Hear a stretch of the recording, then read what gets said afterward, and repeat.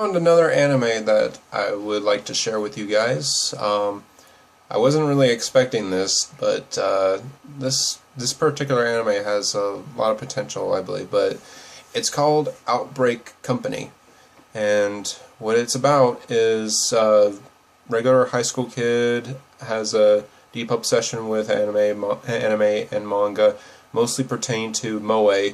If you don't know what moe is, it's a form of anime and manga characters, mainly female, who have the traits of youthful and innocent man, get tongue-tied with this word, femininity. Just straight up perversion sometimes, but this guy doesn't really rub me off as a deeply rooted pervert, but I don't know. You guys be the judge of it. Anyways, Shinichi, the main character, is completes a survey of trying to get a job at a big time company or something like that, for work in manga or anime or something like that, and he completes the essay or completes the test, completely correct, 100 score, and meets up with this corporate guy. And afterwards, they have a talk. He gets some coffee. And it's like, "Oh, congratulations to Japan!" And he drinks it. And right away, he gets kidnapped and is taken to a fantasy world, or another dimension where dragons, elves, and dwarves apparently rule. And this completely throws me off, and I gotta say, it's anime. Anyways, he wakes up in a bed and by a maid known as Meansil. I can't really remember their names clearly or pronounce them correctly, but it's an elf maid. It's a maid who is tasked to serve him, and he gets along great with her, and later on he figures out that this world is another realm that exists through a portal that the Japanese government discovered somewhere in the outskirts of Tokyo. And after crossing the border, they made an agreement with the people of the kingdom in that realm to communicate more and have good tidings with them. Shinichi's job, however, in this is to spread the otaku culture to the entire kingdom. Now, this to me is one of the stupidest idea ever.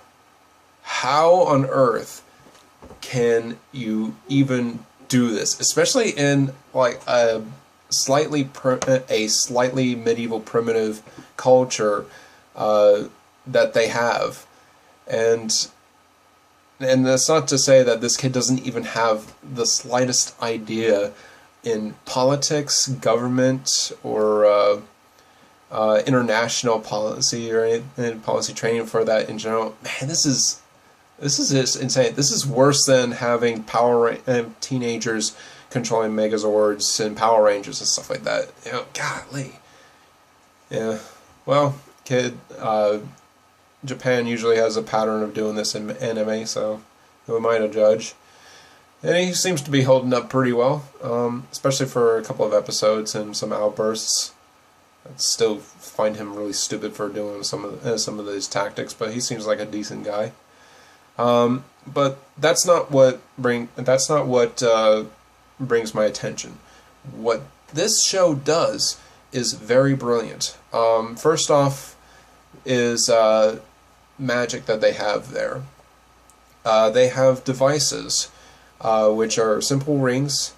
When you put them on, they translate what you say in the proper language to individuals. since they have different languages like Dwarvish, Elvish, and stuff like. I don't know if they have Dwarvish, but it's one different language that they can't understand Japanese or anything like that. So they use the rings to translate it, and I think that's actually a pretty cool thing to actually have. That's pretty much one of the main things that the Japanese want is those simple rings to translate to back and forth. Another thing is the hierarchy and the in-depth analysis to this particular culture, especially when they have different races bunched together. It seems like humans have the dominance over this realm. Elves, dwarves, lizard men are mainly subclassed, unfortunately. So, and the realization in this is very, very extreme, almost. There are a couple of episodes that pop up where Shinichi realizes he's the master of this mansion, and his maid and his gardener, I still think he's the freaking coolest character I've seen, Bluke, who is a lizard man gardener and pretty much a helping man for him. So something about big dude characters. I just don't have a lot of introduction to him. I really still want to see more of him. But anyways, they give him the realization that it's normal for masters to be harsh on them or treat them like crap and stuff like that. I mean, yeah, this kind of culture collision is a little bit daunting, especially when I've witnessed this, and man, it's very powerful when people, pardon me, when people of different cultures react to other things, like in Saudi Arabia, women don't have rights, but in America, women do have rights. Or what are some other examples? In Asian countries, you don't tip the waiters, but in America, you do. I mean, it's those small details that really kind of strike core to one's thought process. And with Shinichi, it's a little bit daunting on him when he starts figuring out all the differences that this culture has in comparison to his own culture. I mean, but he is trying to change it to the way he thinks it should be, which, yes, that is very, very dangerous. And in fact, they brought this up in episode 3. Shinichi gets the permission to build an entire school for people to be able to learn Japanese and read and learn all about the pop culture of Otaku.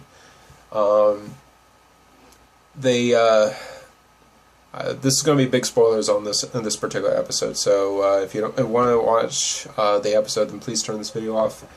But in episode 3, they get attacked by an extremist cult who are trying to stop the otaku wave that Shinichi's trying to start, and because they're humans and they want to stay above everyone else, and it's going to mess the entire order up. There's no such thing as equality between the races. They all have their uniqueness to themselves, and it's kind of like the bantering of an extremist group. It's understandable stuff.